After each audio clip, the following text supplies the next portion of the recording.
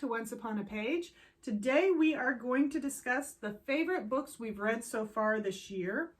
And it is at least March right now. I'm not sure when this video is going up. But I hate that. You just never know when it could be December for all I know. You don't know. But for us right now, it is March. So we've had January, February, March. What is that? 12 weeks? 13 weeks maybe? We haven't had 13 weeks yet. Oh, because we're only halfway through March at the point of recording this. So like 2.5 months. And I believe Amy said, how many books have you read so far this year? I've read 31. 31. Well, 32 because I've already read Heather's book too, and I just can't add it to Goodreads yet. True. So that equals like over 2 books a week. That's crazy. I'm reading like 2.5 to 3 books a week right now. And writing like crazy. Yeah. I don't know how she does it. The only thing I've written this year is 1 novella. That's all I've written this year. You must never sleep. And she has 2 littles at home. And I teach preschool. And she teaches preschool. And I babysit. And she babysits. Would you like to add? Oh, Sunday school. She teaches Sunday school. And I've had several sewing projects that I had to do. She still reads 2 to 3 books a week. Goodness. But my house is a disaster. I feel better now. Finally, something she's failed at. Yeah, I do feel a little bit better. Yes. We have to find those things to make us feel better. We're slackers. I don't necessarily read that many. I've probably, and I can't tell you right off, but I've ended up probably doing 1 to 1.5 a week. I know because I review for Celebrate Lit. I generally try and have 1 a week. And sometimes I have more than that, sometimes a little less. So I think it probably averages to 1 a week. And I do try to read other books as well. So it's probably a little more, but I can't guarantee I'm reading 2 to 3 books a week. How about you, Erin? Well, I think I've read my book at least 20 times. There's that too. Getting it ready for publication. No, but I've been editing a lot, so I usually do at least 2 books a month, I think, for that. So, but my favorite so far is Dawn Ford's. She's a new author for us at Expanse, and her book, The Girl with Stars in Her Eyes. It's so good. No, it's not out. No, it's not out yet. It's on pre-order. It is on pre-order. Yes. Yeah, and it's so good. Oh, guys, the cover. It's beautiful. Oh, beautiful. Yes. We're going to have to put link, or at least the titles of all these books that we mentioned in the comments, the information section of this video, so they can look them up too. Yeah. But that one is my favorite so far that I've read. How about you, Amy? So I have certain authors that I, they're my go-to. As soon as they have a book come out, I want to read it. I don't even care what it's about. I just know it's going to be good. And at the end of last year, Katherine Reay had a new book come out. And I finally got to read it at the beginning of, or the end, it sort of like went from the end of December into the beginning of January, because it took me a few days.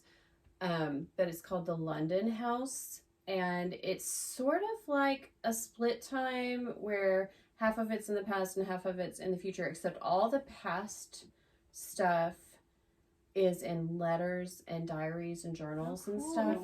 And the past part is set during World War II, and part of it is in England and part of it is in Paris.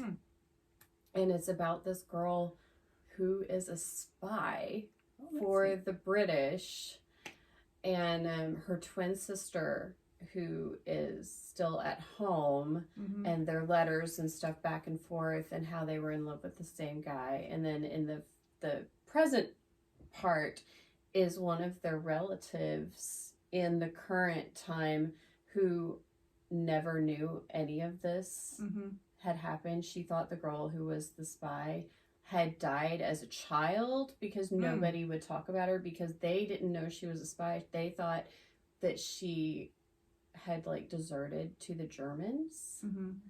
And so they just like wrote her out of the family, and then she turned, you know, all this information turns up.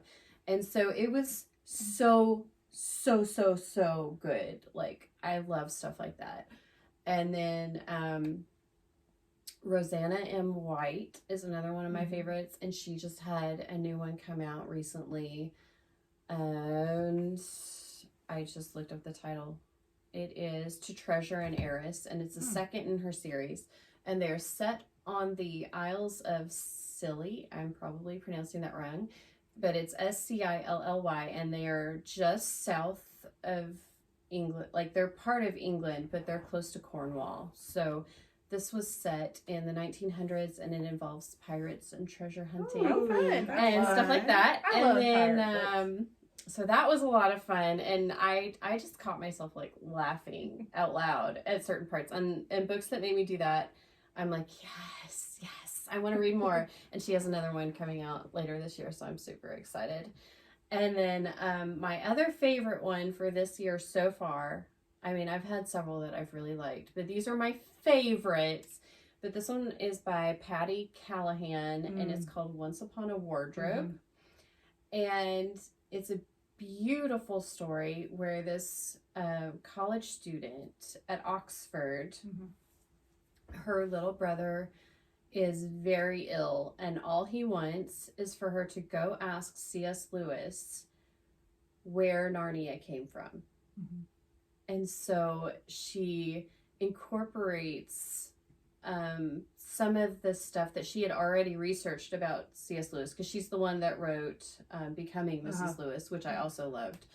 And you've got the girl's story with her little brother, and then you've got all of C.S. Lewis's story woven in, and bits and pieces of Narnia. And the way she writes it, it has a Narnia feel. Like, my mom read it. Yes, it's so good. And there will be tears, so read it with some Kleenex. But she said it was really, as a writer, inspiring. So good. Yeah. Will you throw it? Like, is it no? Because is it tears like you're sad, like bad crying, like sad, or just sweet tears? It's like sweet tears, because you know it's coming, so you can sort of brace yourself for it. But then you get the you know. Yeah. Okay. I don't like to cry when I'm reading. I don't. But sometimes it's good. It's really good. Yeah. But sometimes it just makes me mad. And sometimes if I need to cry, I will go read a book that I know is going to make me cry, because if I can't just convince my body to cry by itself, then I need that trigger. And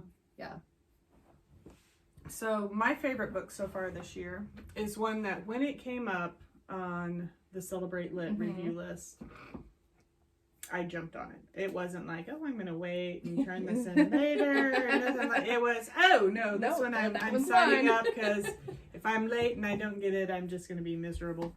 Carla Loriano. Now, she wrote the McDonald Family Trilogy, takes place London, Scotland, things like that. Love it. It's contemporary. But this was the first time I read one of her fantasy books. And she writes Celtic fantasy. And this one is actually the third in the series. I did not know that. When I got it. Does not matter. Okay. I enjoyed it just as much, although now I'm going to go back and read the others. But it... What's the name of it? Oh, sorry. The Sword and the Song. Okay. And it just released this year. And there's a war going on. And of course, being Celtic fantasy, you have druids and magic and things like that.